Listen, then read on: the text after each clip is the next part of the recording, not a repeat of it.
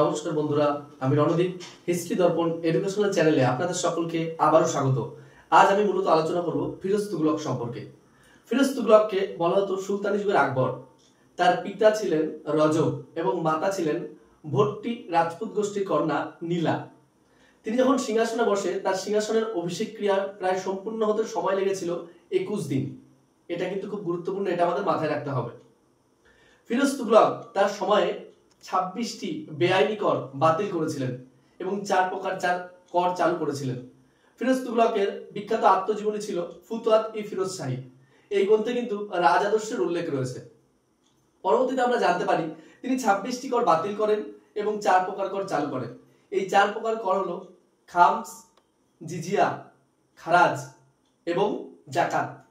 যুদ্ধে লুণ্ঠনের সময় উৎপাদিত কর ছিল খামস, আর জাকাত ছিল মুসলিমদের উপর আরোপিত 2.5% হারে অর্থাৎ 2.5% হারে কর, এবং জিজিয়া ছিল অমুসলিমদের উপর চাপানো কর, আর খারাজ ছিল শস্যের উপর চাপানো কর। এছাড়াও কিন্তু সেচ কর উসর নামে একটা কর ছিল, যেটা 1/10% হারে আদায় করা হতো। এটা মনে রাখতে হবে। তিনি কর্মচারী, সামরিক এবং বেসামরিক উভয় শ্রেণীর কর্মচারীদের বেতন তিনি বৃদ্ধি করেন, এবং শুধু তাই না, তিনি সামরিক এবং বেসামরিক কর্মচারীদের বেতনের পরিবর্তে সমপরিমাণ জমি তিনি বিলি করতেন। তিনি তার সময়ে প্রচুর বিদ্যালয়, হাসপাতাল, মসজিদ এবং শহর প্রতিষ্ঠা করেছিলেন।